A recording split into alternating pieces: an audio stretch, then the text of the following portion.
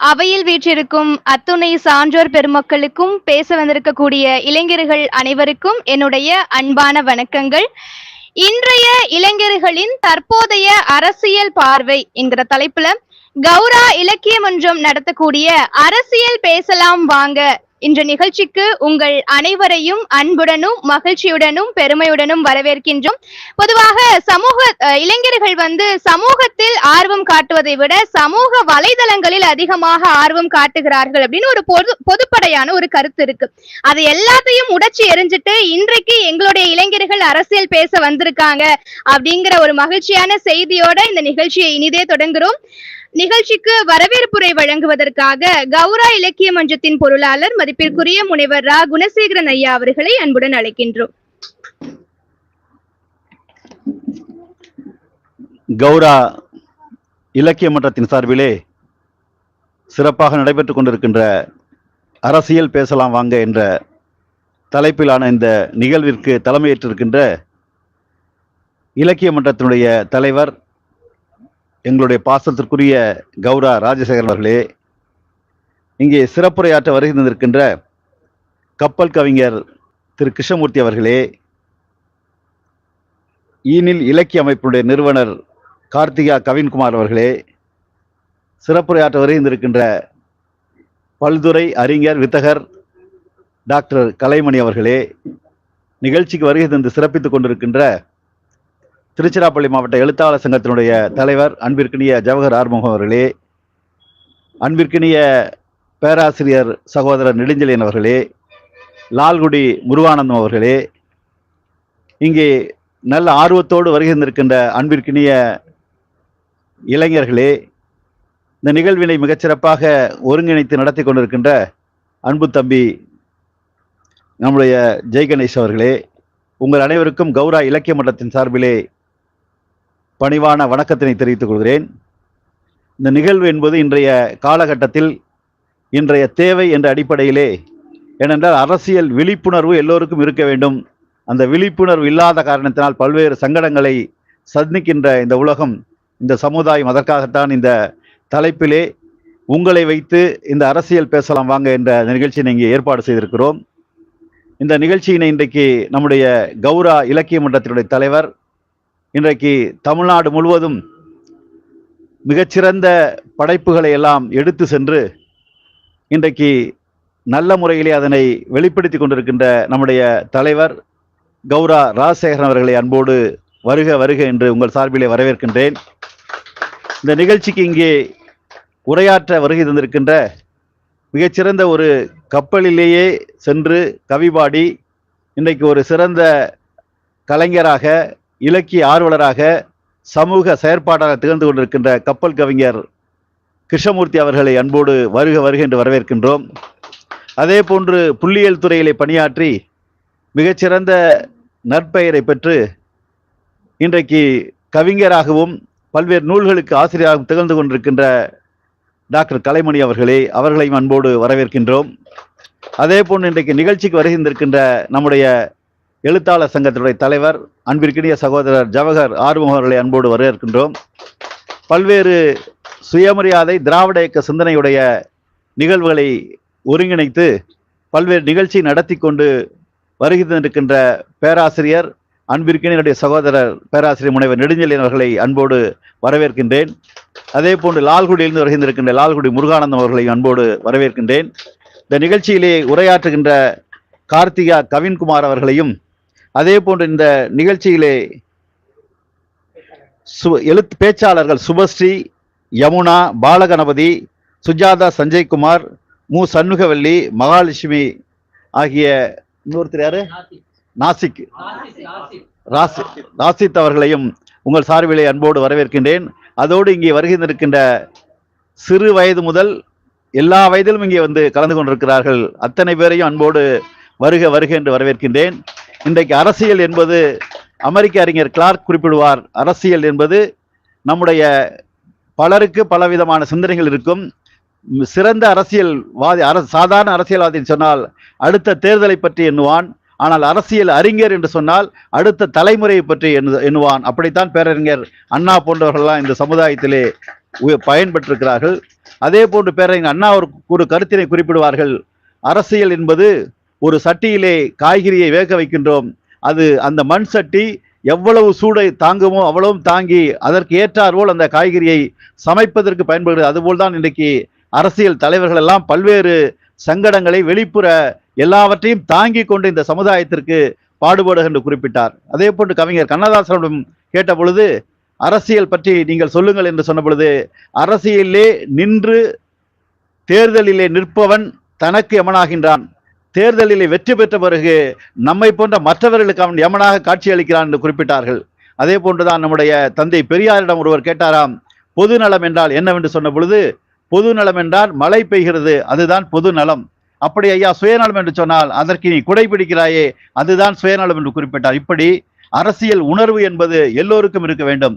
என இல்லாமல் இல்லை. இந்த சமுதாயத்தில் சாதாரணமாக என்ன ஒரு வீட்டிலே பேசிக் கொண்டிருக்கும் போது கூட ஒரு தந்தை மகனுக்கு தாய்க்கு இருக்கின்ற உரையாடல் போது கூட என்ன அரசியல் செய்கிறாய் என்று பேசுகின்ற ஒரு வழக்கம் இருக்கிறது.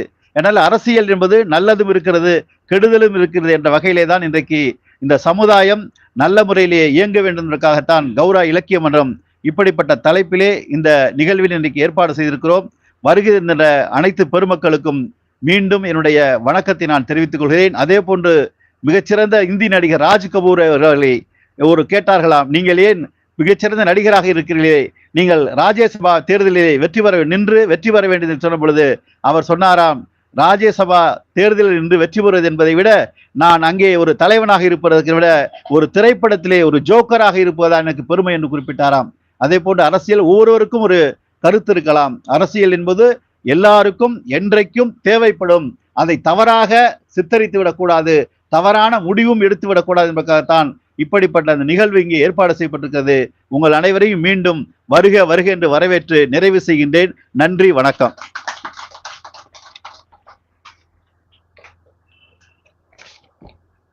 அரசியல் பற்றிய பலருடைய கருத்துக்களை கொண்டு வரவேற்புரை வழங்கிய முனைவர் ரா குணசேகரன் ஐயா அவர்களுக்கு நன்றி.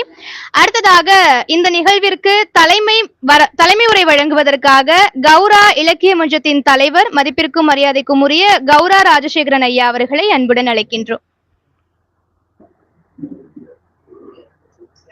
கௌரா இலக்கிய மன்றம் நடத்தும் இந்த அரசியல் பேசலாம் வாங்க என்கின்ற கருத்தரங்கத்திற்கு வருகை தந்திருக்கிற அனைவரையும் முதலில் வருக வருக என வரவேற்று என்னுடைய தலைமை உரையை தொடங்குகிறேன். இந்த உலகத்திலேயே 4 எம் தான் ரூல் பண்ணுது. ஆதிகாலம் தொட்டு எவன் உடல் வலிமையாக இருந்தானோ அவன் அதிகாரம் செலுத்தினான். அதற்கு பெயர் மசில் பவர். எவன் வலிமையாக இருக்கானோ அவன் தான் அந்த ஏரியாவில் ஆளுமை செலுத்துவான். இந்த மாதிரி ஆளுமை செலுத்தின மசில் பவர் உடையவர்கள்லாம் சேர்ந்து அமைத்த ஒரு அமைப்பு தான் மானார்க். ராஜா சிற்றரசுகள் எல்லாரையும் சேர்ந்து அமைச்சுக்கிட்டது தான் ராஜா. 2வது எம் அந்த மானார்க். இந்த அரசாங்கம் அமைந்த உடனே விளைந்த விளைவு என்னன்னா மணி. இந்த மணி யாருகிட்ட இருக்கோ அவன் அதிகாரம் செலுத்தினா, நேரடியாக இல்லை மறைமுகமாக அரசாங்கத்தின் மூலமா. இன்னைக்கு நாம சொல்லணும்னா நம்ம ஊர்ல நமக்கு தெரிஞ்ச 2 ஆணா இருக்காங்க, அதானி அம்பானின்னு. அவ்வளவு உதாரணம் போதும்னு நினைக்கிறேன். அவங்க 2 பேரும் இன்றைக்கு இந்தியா முழுக்க ஆளுமை செலுத்துறாங்க. அவர்கள் சொல்றதை கேட்கறதுக்கு ஒன்றியத்தில் ஒரு அரசே இருக்குது. இந்த தமிழக அரசு சென்ற ஆண்டு வரை இந்த இன்னைக்கு வரைக்கும் 10 லட்சம் கோடி ரூபாய் கடன் வாங்கி நிறைய திட்டங்கள் செலவு பண்ணியிருக்காங்க. நம்மளால வாங்க முடிகிற அளவுக்கு கடன் வாங்கி பண்ணியிருக்காங்க. அந்த 10 லட்சம் கோடி ரூபாய் கடன் யாருக்காக வாங்கியிருக்காங்க, யாருக்காக செலவு பண்ணியிருக்காங்கன்னா, இந்த புதிதாக அரசு பொறுப்பேற்ற ஒரு அரசு என்ன செலவு பண்ணுவோம்னு சொல்றதே 12 லட்சம் கோடி ரூபாய்க்கு. அப்ப அவங்க 10 லட்சம் கோடி ரூபாய்க்கு கடன் வாங்கி நமக்கு செலவு பண்ணியிருக்காங்க. ஆனால் இந்த மணி பவர் இருந்த 2-3 பேர், ஒரு 10-15 பேர், இன்னும் சொல்லப்போனால் எண்ணிக்கையில் 0.1% இருக்கக்கூடிய மக்கள் தொகையில் இருக்கக்கூடிய கார்ப்பரேட்டுக்கு இந்த அரசு 25 லட்சம் கோடி ரூபாய் தள்ளுபடி பண்ணியிருக்கு. அவன் எவ்வளோ கடன் வாங்கியிருக்காங்கிறது ரெண்டாவது. இவர்கள் தள்ளுபடி பண்ணதே 25 லட்சம் கோடி. இந்த அரசுங்கிறது அந்த மணி பவர் உள்ளவங்களுக்கான அரசு. இப்போ 3வது ஒரு எம் இருக்கு, 4வது ஒரு எம். அதுக்கு பேர் மீடியான்னு பேரு. காலந்தொட்டு மகாபாரதம் கதை சொல்லி, ராமாயணம் கதை சொல்லி, உங்கள்கிட்ட யோகியனை அயோக்கியனும் அயோக்கியனை யோகியனும் நம்மகிட்ட விதைச்சிக்கிட்டே ஒன்று இருந்துச்சு. அதுதான் மீடியா. அது கோயிலில் உட்காந்து கதாகலட்சம் சொல்கிறதா இருந்தாலும் சரி, சபையில் கூடி கச்சேரி பண்ணுறதா இருந்தாலும் சரி, அது தொடர்ந்து சொல்லிக்கிட்டே இருக்கும் ஒரு விஷயத்த. என்னன்னா, இவன்லாம் தீயவன், இவன்லாம் நல்லவன் அப்படின்னு ஒரு சொல்லிக்கிட்டே இருக்கும். அந்த மாதிரி ஒரு செட்டப் பண்ணுறாங்க இல்லையா மனசளவில். இப்போ உங்களுக்கெல்லாம் மகாபாரதம் படிச்சிருப்பீங்க. அதில் கெட்டவன் யாரு? துரியோதனன். 100 அண்ணன் தம்பிங்க கூட சேர்ந்து வாழ்ந்தவன் கெட்டவன். 5 அண்ணன் தம்பிங்கெல்லாம் அடிச்சுக்கிட்டு, ஒருத்தனை ஒருத்தன் அடமானம் வச்சுக்கிட்டு, பொண்டாட்டியெல்லாம் அடமானம் வச்சுக்கிட்டு இருந்த தர்மன் தர்மவான். ஏன்னா அவர்கள் நான் நானா சொல்லலை, அவர்கள் விட்ட கதையிலேருந்தே சொல்றேன். ஒரு அயோக்கியனை யோகியனாக சித்தரிக்கிறது இந்த மீடியா. இது மீடியா வரைக்கும் இருந்துச்சு. இப்ப கடைசியா புதுசா முளைச்சிருக்குது ஒரு எஸ்எம். அதுக்கு பேர் சோசியல் மீடியா. நாம என்ன முடிவு பண்றோம், நாம எதுக்கு பண்றோம் அப்படின்னே நமக்கு தெரியாமலே நாம ஒரு கருத்து சொல்றது. அவ்வளவுதான். இதை ஏன் செஞ்சீங்க, ஏன் சொல்றீங்க அப்படின்னு கேட்டா பேசாம இருக்கிறது, மௌனம். இல்லைன்னா அதற்காக அவர்கள் கொடுக்குற வியாக்கியானம் இருக்குல்ல, அது ரொம்ப அறிவுபூர்வமா இருக்கிறது. அரசாங்கம் ஒரு சோசியல் ரிஃபார்ம், ஒரு நடவடிக்கை எடுக்குதுன்னா, இந்த அரசாங்கம் எல்லாம் ஜனங்கள்கிட்ட வரி வாங்கி செஞ்சாங்க. வரப்போற புது அரசாங்கம் ஜனங்கள்கிட்ட எல்லாம் வரி வாங்காது, ஜனங்க காசு இல்லை, அது அவங்க காசையே கொடுக்கும் அப்படின்னு நம்புற அளவுக்கு இருக்கக்கூடிய அறிவாளிகள். இந்த இதை நாம எங்க தவற விட்டோம் அப்படின்னு சொன்னா, இந்த அரசியல் இருக்கே அது தமிழகத்தை மற்ற நாடுல எப்படியோ இல்லை, தமிழகத்துல எங்கேருந்து ஆரம்பிச்சதுன்னா வீட்டில இருந்து ஆரம்பிச்சது. நான்லாம் சின்ன பிள்ளையா இருக்கும்போது, நான் ஒரு 20 வயசு இருக்கும்போது பூ வியாபாரம் பண்ணேன். அப்ப நிறைய பெண்கள் கிராமப்புறத்துல 6 மணிக்கு மேல வெளியில வர மாட்டாங்க. இப்ப நாங்க பூ வேணும்னா அப்படியே அந்த ஜன்னலுக்கு கிட்ட வெளியில ஒரு தட்டை போட்டு அதில் ஒரு 10 காசோ 25 காசோ போட்டுட்டு அதில் பூ போட்டு போங்க அப்படிம்பாங்க. வாங்க மாட்டாங்க. காரணம், வயசுக்கு வந்துட்டு அவங்க வெளியில வரக்கூடாது, வீட்டை விட வெளில வரக்கூடாது. அதுக்கு பிறகு எங்களுடைய தலைமுறையில, அடுத்த தலைமுறையில எல்லாரும் வெளியில வந்தாங்க, படிச்சாங்க.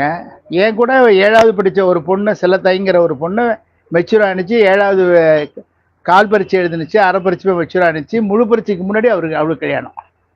ஒரு 13 வயசுலேயே அவளுக்கு கல்யாணம். அவர் நல்லா உயரமா இருப்பார் அவங்க வீட்டுக்கார். இவத்தினோண்டு இருப்பா. 7வது படிக்கிற பொண்ணு எவ்வளோ இருப்பா? அவ்வளோதான் இருப்பா. கல்யாணம் செல்லத்தாய்க்கு. அவளும் இப்பயும் இருக்கா. அவளுக்கு 2-3 குழந்தைங்கலாம் பிறந்தா இப்பயும் இருக்கிறா. என்ன செல்லத்தாயின்னா, என்ன ராஜகாந்தியும்பா. இதான் அவங்களுடைய நிலைமை. ஆனா படிச்சா 8வது வரைக்குமாவது நீ படிச்சுடு, உனக்கு நான் காசு தரேன்னு ஒருத்தர் சொன்னார். காலேஜுக்கு நீ போயிடு, கொஞ்சம் காசு தரேன்னு. முதல் தலைமுறையா நீ காலேஜுக்கு போறியா, உனக்கு சிறப்பா செய்யறேன்னு சொன்னார். இதெல்லாம் எதற்காகன்னா, இந்த ஆண்களுக்கு சொல்லலை, நான் பெண்களுக்கு சொல்றேன். பெண்கள் வீட்டுக்கு வெளியிலே வரக்கூடாது இருந்த பெண்களை ஓசியில பஸ்ஸை கொடுத்து போயிட்டு போ, ஊர் சொத்து வீட்டில் ஏன் அடைஞ்சு கிடக்கிற, சம்பாதிக்கப்போ, பல இடங்களை பார்த்து மகிழப்போ, பேசப்போ, வீட்டை விட்டு வெளியில் வந்து உலகம் எப்படி இருக்குன்னு நீ பார்க்கப்போ அப்படின்னு. இதெல்லாம் இதுவரைக்கும் நீங்கள்லாம் வீட்டுக்குள்ளேயே இருக்கணும்னு எதிர்பார்த்தவர்களுடைய விஷனா இதெல்லாம் இல்லை. எல்லாம் அவுத்து விட்டாங்க, பாரு எப்படி ஆடுது பாரு அப்படின்னு சொன்ன உடனே நாங்கள்லாம் வெளியில் வந்த உடனே இவங்களுக்கு ஒரு கட் பண்ண வெளியில் வந்த உடனே இவங்களுக்கு என்ன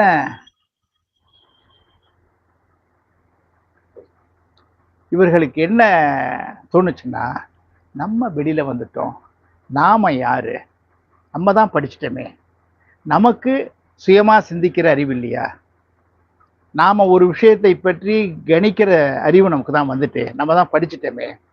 ஸோ நாம் இதுவரையில் இல்லாத ஒரு விஷயத்தை நிறுவுவதற்கு என்ன பண்ணுறது? ஒன்றே ஒன்று பண்ணலாம், நம்ம விருப்பப்படி வாக்களிக்கலாம். யாரும் வாக்களிக்க போறேன்னு அடுத்தவங்கள்ட்ட கூட சொல்லிக்கல, சொல்லுவாங்க நீ யாருக்கு நீ யாருக்கு நீ யாருக்குன்னு சொல்லிட்டு இருந்திருக்கலாம். ஆனால் அவர்கள் யாரும் யார்கிட்டையும் சொல்லிக்கல, ரொம்ப ரகசியமா.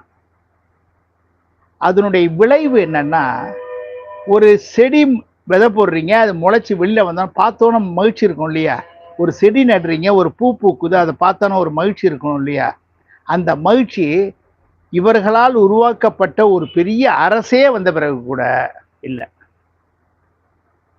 நேற்று வரைக்கும் வந்து நமக்கு கிடைச்சிக்கிட்டு இருந்த சாப்பாடெல்லாம் ஒழுங்காக கிடைக்குமா? இல்லை, இவங்க வந்து இப்போ நிறைய சாப்பாடு விருந்தெல்லாம் போடுறேன்னு சொன்னாங்களா, அப்படி விருந்து போடுவாங்களா?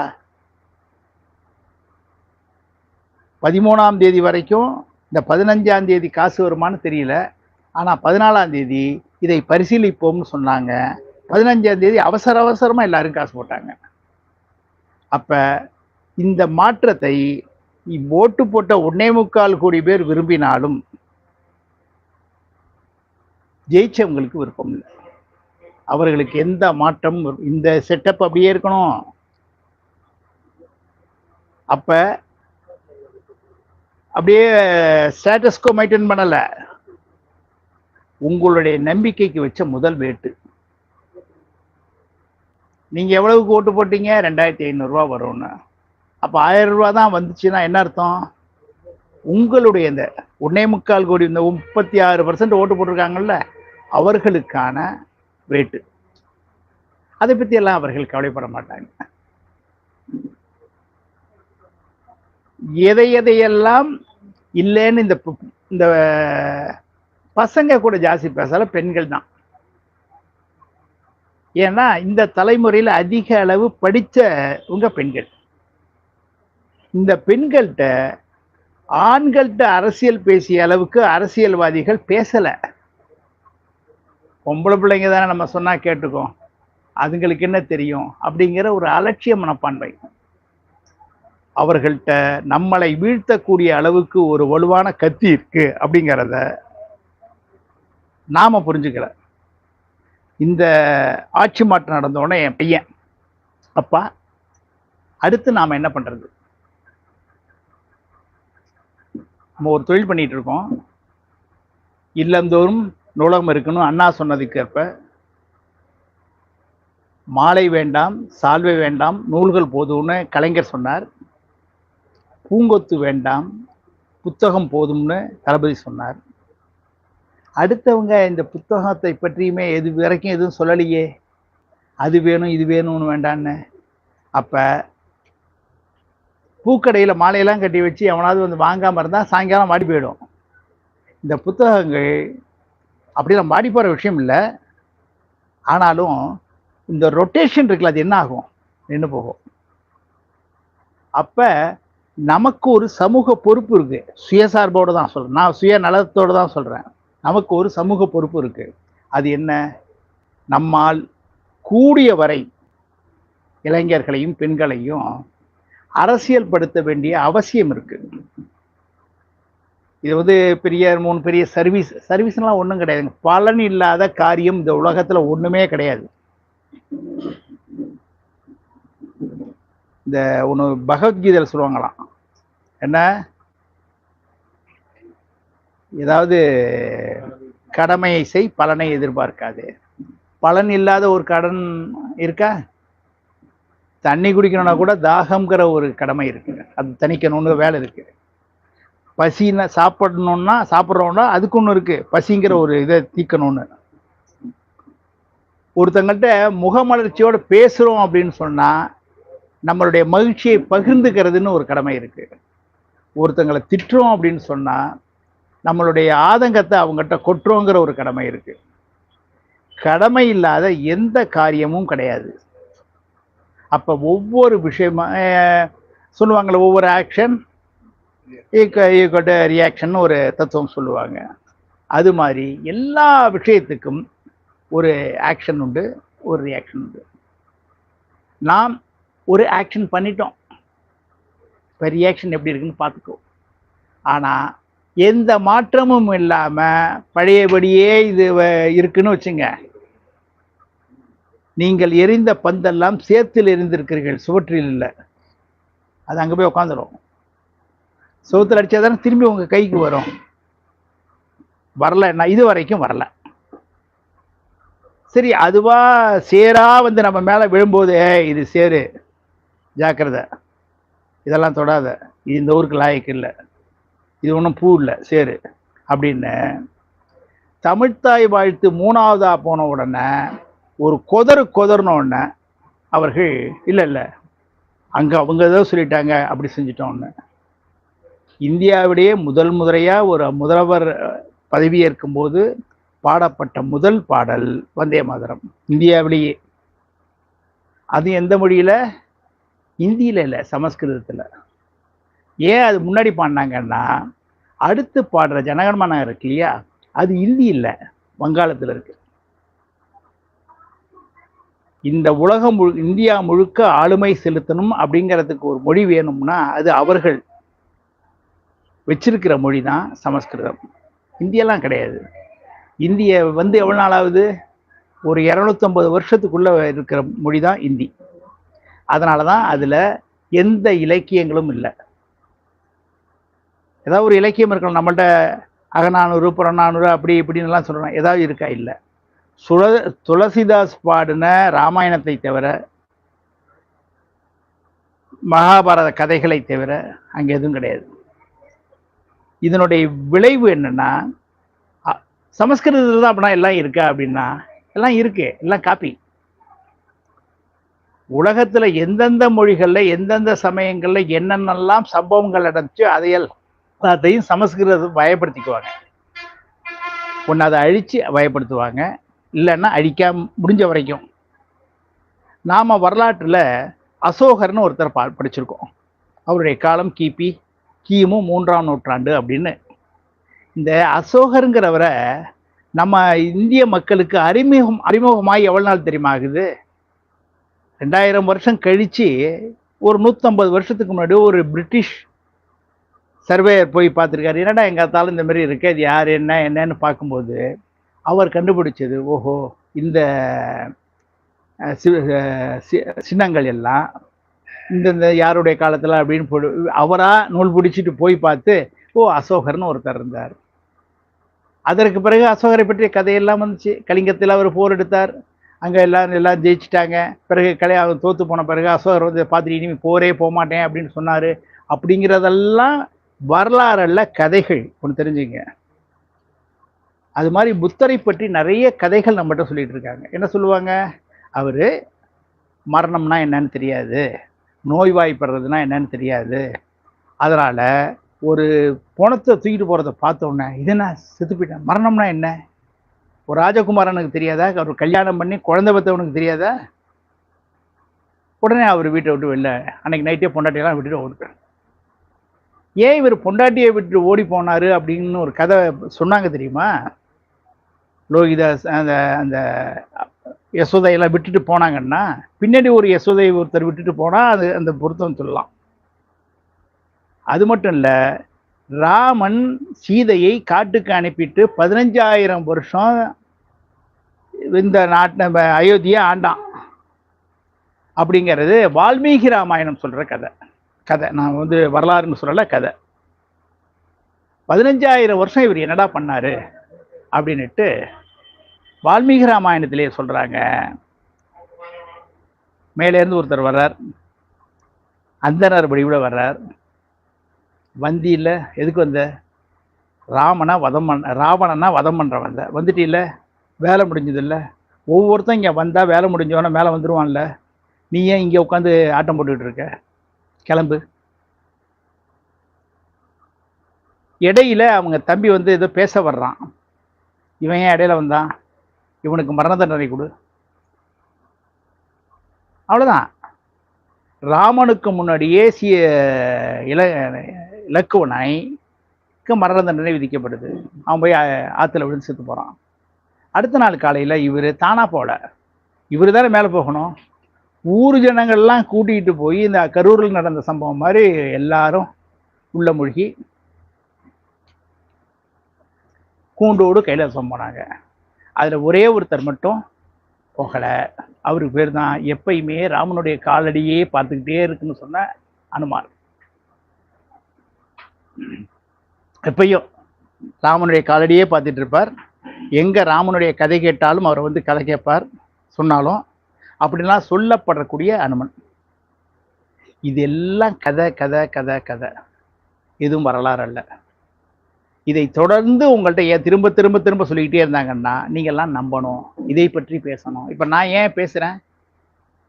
அவங்க சொன்ன கதைன்னு திரும்பி சொல்றதுக்கு நான் பேச வேண்டியதாக இருக்கு. இதுதான் இன்றைய அரசியல். இந்த அரசியல்ல இன்னும் சிறப்பாக நீங்கள் கவனிக்க வேண்டிய ஒரு விஷயம், என்ன வேணும் நமக்கு? ஒரு மாற்றம் வேணும். அதான் நம்ம பேருக்கு எல்லாம் எதிர்பார்த்தீங்க, மாற்றம் மாற்றம்னு. 10 நாளையில அந்த மாற்றம் வந்துடாது. 5 வருஷம் ஆனாலும் எந்த மாற்றமும் வராது. என்ன மாற்றம் வரும் தெரியுமா? ஒரு மாற்றம் வரும். என்ன வரும் தெரியுமா? இது வரைக்கும் நீங்க என்ன மாற்றம் நினைச்சு எதிர்பார்த்து ஓட்டு போட்டீங்களோ, இல்லை வாக்களிச்சீங்களோ, இந்த அரசை கொண்டு வந்தீங்களோ, இந்த அரசு மாற்றம் அடையும். இடையிலெல்லாம் போகாது, போகக்கூடாது. போனா திரும்பி வந்துடும். போன மச்சான் திரும்பி வந்தான் திரும்பி வந்துடும். நாம் எப்படி 2016 2021 வரைக்கும் ஒரு சாஷ்டாங்கமா விழுந்த ஒரு அரசை சகிச்சுக்கிட்டோமோ, அதுபோல நாம் இன்னும் 26 31 வரைக்கும் ஒரு அரசை சகிச்சுக்கிட்டே ஆகணும். அப்பதான் நம் வீட்டு குழந்தைகளுக்கு இப்ப அடுத்தடுத்து இவங்க திட்டங்கள்லாம் கொடுத்தாங்கல்ல, அது இது எல்லாரும் பலருக்கு ஒரு 10 லட்சம் பேருக்கு மடிக்கணினி கொடுத்தாங்க. இன்னொரு 25 லட்சம் பேருக்கு மடிக்கணினி கொடுக்கணும். அடுத்து புதுசா படிக்கிறவங்களுக்கெல்லாம் கொடுக்கணும். அதெல்லாம் வருமா? கேள்விக்குறி. வெல்ஃபேர் ஸ்கீம் யார் தருவாங்கன்னா, ஒரு நல்ல அப்பா தன்னுடைய குழந்தைக்காக எல்லாம் செய்யணும்னு ஆசைப்படுவாங்க. ஒரு அப்பா நம்ம குழந்தைக்காக என்ன பண்ணுவாங்கன்னா எல்லாம் பண்ணுவாங்க. அவங்களுக்கு இருக்கோ இல்லையோ பண்ணிகிட்டே இருப்பாங்க. அடுத்தவங்களுக்கு இல்லை, அவங்க குழந்தைக்கு. ஊருக்கே பண்ணுவாங்கன்னு சொல்ல, அவங்க குழந்தைக்கு. அது மாதிரி நமக்கு கிடைத்த அரசியல் தலைவர்கள் எல்லாருமே, பெரியார்லாம் ஒன்றும் வறியர் வீட்டு பிள்ளை இல்லை, ஏழை வீட்டு பிள்ளை இல்லை. 1929 கோடிக்கணக்கான ரூபாய் இன்கம் டேக்ஸ் கட்டக்கூடிய ஆள். 1929 அவர் ஏழை இல்லை, பெரிய பணக்காரர். ஆனா ஏழைகளுக்காக நான் சிந்திச்சவர். அவர் ஆண், ஆதிக்கம் செலுத்தக்கூடிய சாதியில பிறந்த ஆண். ஆனால் அவர் பெண்களுக்காக பேசினார். ஏற்றத்தாழ்வு பார்க்கல, பெரிய ஜாதி சாதியெல்லாம் எனக்கு வேண்டான்ட்டார். இப்ப 1929 இன்று உங்களுடைய அம்மா அப்பா எத்தனை பேர் தன் பேருக்கு பின்னாடி சாதியை போட்டுக்கிறாங்க? பெரும்பாலும் இல்லை. இப்ப சில பேர் அங்கங்கனால நான் வந்து அந்த நாடாரு இந்த சிட்டியாரு அப்படின்னு சொல்லிக்கலாம். கல்யாண பத்திரிகையில வேணா போட்டுக்கலாம், சாதாரணமா போட்டுக்கிறது இல்லை, சொல்றது இல்லை, கூப்பிடுறது இல்லை. இது எப்படி வந்துச்சு? இந்த இயக்கம் வீட்டிலிருந்து ஆரம்பிக்கப்பட்டு வெளியில் வந்த இயக்கம். நல்லா தெரிஞ்சு வச்சுங்க, வீட்டில இருந்து வெளியில வந்துச்சு. வெளியில வந்த இயக்கம் மறுபடியும் வீட்டுக்குள்ள இப்பதான் போக வேண்டிய தேவை வந்துட்டு. நீ ஊருக்கெல்லாம் போய் சொன்ன, உன் வீட்டிலே போய் பாரு எத்தனை பேர் மாறி இருக்காங்கன்னு. திரும்ப நாம வீட்டுக்கும் பேசணும், வீட்டில் இருக்கிற மக்களை வெளியிலையும் அழைச்சிட்டு வரணும்.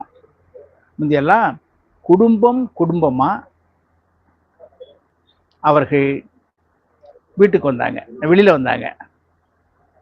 ஒரு மாநாடு நடந்துச்சுன்னா புருஷன் பொண்டாட்டி பிள்ளைங்க எல்லாரும் வருவாங்க.